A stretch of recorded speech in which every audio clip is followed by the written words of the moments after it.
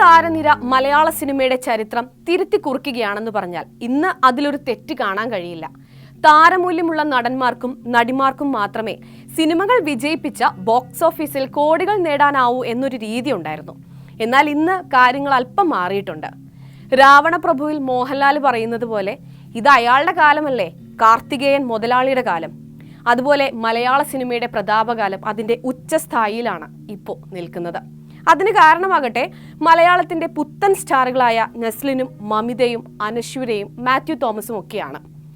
വളരെ കുറച്ച് സിനിമകൾ കൊണ്ടാണ് ഇവർ ഈ ക്രെഡിറ്റ് സ്വന്തമാക്കിയെടുത്തത്. എത്ര പ്രതിഭയുണ്ടെങ്കിലും ഹിറ്റുകളുടെ പിൻബലമുണ്ടെങ്കിലും ഒരു നടന്റെ ഇൻഡസ്ട്രിയിലെ നിലനിൽപ്പ് പ്രായവുമായി ചേർത്ത് വെച്ച് നിർണ്ണയിക്കപ്പെടുന്ന കാലം കടന്നുപോയി എന്ന് നമ്മെ ബോധ്യപ്പെടുത്തുകയാണ് നസ്ലിനും മാത്യുവും അനശ്വരയും മമിതയും അടക്കമുള്ള പുതുതലമുറ. ലാലേട്ടന് പ്രിയദർശൻ എന്ന രീതിയിൽ നസ്ലിന ഇവിടെ സംവിധായകൻ ഗിരീഷ് ഏടിയാണ്. പ്രായം 23 വയസ്സ്. ആദ്യമായി ബിഗ് സ്ക്രീനിൽ കണ്ടത് മമ്മൂട്ടി ചിത്രമായ മധുരരാജയിൽ. വന്നതാകട്ടെ ഒരു ജൂനിയർ ആർട്ടിസ്റ്റായി. പിന്നീട് ഗിരീഷ് ഏടി ചിത്രമായ തണ്ണീർമത്തൻ ദിനങ്ങളുടെ ചെക്കൻ മലയാള സിനിമയിൽ തന്റെ ഇരിപ്പിടം ഉറപ്പിച്ചു.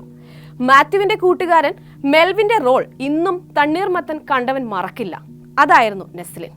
ഹാസ്യരംഗങ്ങൾ നസ്ലിന്റെ കയ്യിൽ ഭദ്രമാണെന്ന് പ്രേക്ഷകർക്കും സംവിധായകനും അന്നേ മനസ്സിലായി എന്ന് വേണം പറയാൻ. തണ്ണീർമത്തനിലെ മെൽവിൻ ആയിരുന്നില്ല പിന്നീട് കുരുതിയിൽ കണ്ട റസൂൽ എന്ന കഥാപാത്രം. തികച്ചും അഭിനയ പ്രാധാന്യമുള്ള കഥാപാത്രമായി വന്ന് നമ്മളെ ഞെട്ടിച്ചു.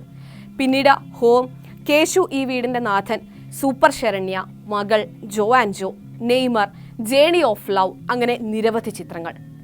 അങ്ങനെ വിജയകഥ പിന്തുടർന്ന് ഇപ്പോൾ പ്രേമലു വരെ എത്തിയിരിക്കുകയാണ്. നസ്ലിൻ എന്ന താരത്തിന്റെ ആദ്യത്തെ സോളോ ഹിറ്റ് എന്ന് പ്രേമലുവിനെ വിശേഷിപ്പിക്കാം. കണ്ണും മനസ്സും നിറയ്ക്കാൻ ഇനിയും അവൻ വരും, നസ്ലിൻ മാജിക്കുമായി.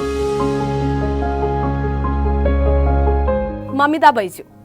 സോനാരെ എന്ന് പറഞ്ഞാലാണ് ആളെ കൃത്യമായി പിടികിട്ടുക. സൂപ്പർ ശരണ്യയിലെ നായിക കഥാപാത്രമായ ശരണ്യയെ പോലെ തന്നെ പ്രാധാന്യം അർഹിക്കുന്ന കഥാപാത്രമാണ് സോനയുടേതും. മികച്ച അഭിപ്രായമാണ് ചിത്രത്തിൽ മമിതയ്ക്കും ലഭിച്ചത്. സൂപ്പർ ശരണ്യയെ സൈഡാക്കിയ സോനാരെ കയറിയത് യുവ സിനിമ ആസ്വാദകരുടെയും ആരാധകരുടെയും മനസ്സിലേക്കാണ്. അവിടെ നിന്ന് ഇപ്പോൾ പ്രേമലു വരെ എത്തിയിരിക്കുകയാണ് മമിതയുടെ സിനിമാ ജീവിതം. പക്ഷെ തുടക്കം 2017 പുറത്തിറങ്ങിയ സർവോപരി പാലാക്കാരൻ എന്ന ചിത്രത്തിലൂടെയാണ്. ചെറുതും വലുതുമായ പല വേഷങ്ങൾ ചെയ്തു. എന്നാൽ കളർപ്പടം എന്ന ഷോർട്ട് ഫിലിമിലാണ് മമിതയ്ക്ക് പ്രേക്ഷക ശ്രദ്ധ നേടിക്കൊടുത്തത്. ഖോഖോ, പ്രണയവിലാസം, രാമചന്ദ്ര ബോസ് ആൻഡ് കോ, അങ്ങനെ നീണ്ടുപോകുന്നു ചിത്രങ്ങൾ.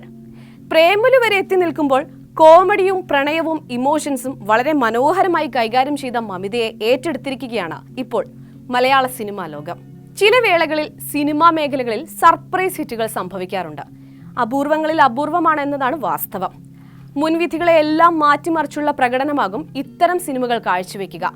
അക്കൂട്ടത്തിലെത്തിയ സിനിമയാണ് നേര്. നേരിന്റെ റിലീസിന് പിന്നാലെ ഒരുപക്ഷെ മോഹൻലാലിനോടൊപ്പം സോഷ്യൽ മീഡിയയിൽ ഏറ്റവും കൂടുതൽ ചർച്ച ചെയ്യപ്പെട്ട പേര് നടി അനശ്വര രാജന്റേതായിരിക്കും. മോഹൻലാൽ, സിദ്ദിഖ്, ജഗദീഷ് തുടങ്ങി മലയാള സിനിമയിലെ മുതിർന്ന താരങ്ങൾക്കൊപ്പം തന്റെ പ്രകടനം കൊണ്ട് കട്ടയ്ക്ക് പിടിച്ചു നിൽക്കാൻ അനശ്വരയ്ക്ക് സാധിച്ചുവെന്ന് വേണം പറയാൻ. മുൻവിധികളെ മാറ്റി എഴുതുന്ന തരത്തിൽ അത്രയേറെ പക്വതയോടെയുള്ള അഭിനയമാണ് അനശ്വര കാഴ്ചവെച്ചതെന്നാണ് ആരാധകർ പറയുന്നത്. ഉദാഹരണം സുജാത എന്ന മഞ്ജു വാര്യർ ചിത്രത്തിലൂടെയായിരുന്നു അനശ്വര സിനിമയിൽ അരങ്ങേറ്റം കുറിച്ചത്. ചിത്രത്തിൽ മഞ്ജുവിന്റെ മകളുടെ കഥാപാത്രമായിരുന്നു അനശ്വര അവതരിപ്പിച്ചത്. ആ കഥാപാത്രം അനശ്വരയുടെ കയ്യിൽ ഭദ്രമായിരുന്നു. പിന്നീട് നിരവധി കഥാപാത്രങ്ങൾ അനശ്വരയെ തേടിയെത്തി.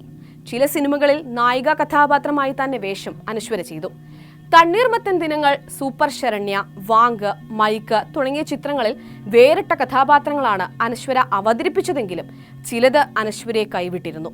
എന്തായാലും നേരിലെ സാറ എന്ന കഥാപാത്രം അനശ്വരയുടെ കരിയർ ഗ്രാഫിലെ കുതിപ്പിനാണ് കാരണമായി തീർന്നത്. +2 പ്രണയത്തിന്റെ കഥ പറഞ്ഞ തണ്ണീർമത്തൻ ദിനങ്ങളിലൂടെ പ്രേക്ഷക ഹൃദയങ്ങളിൽ കയറിപ്പറ്റിയ നടനാണ് മാത്യു തോമസ്. കുമ്പളങ്ങി നൈറ്റ്സിലെ 3 ചേട്ടന്മാരുടെ അനിയനായ ഫ്രാങ്കിയായി മലയാള സിനിമയിലേക്ക് കാലെടുത്തു വെച്ച മാത്യുവിന് പിന്നീട് അങ്ങോട്ട് തിരിഞ്ഞു നോക്കേണ്ടി വന്നിട്ടില്ല. തണ്ണീർമത്തനിലെ ജെയ്സൺ എന്ന +2കാരന്റെ ജീവിതവും കൗമാര പ്രണയവും കലർപ്പില്ലാത്ത ശൈലിയിലൂടെ അവതരിപ്പിച്ച മാത്യു മലയാളത്തിലെ പ്രതിഭാധനനായ യുവ നടന്മാരുടെ നിലയിലേക്കാണ് വളരെ വേഗത്തിൽ കടന്നു വന്നത്. തണ്ണീർമത്തൻ ദിനങ്ങളിലെ ഡെന്നീസ് ജെയ്സനോട് പറഞ്ഞതുപോലെ സൈഡിൽ നിന്നൊരു വിജയുടെ കട്ടുണ്ട്.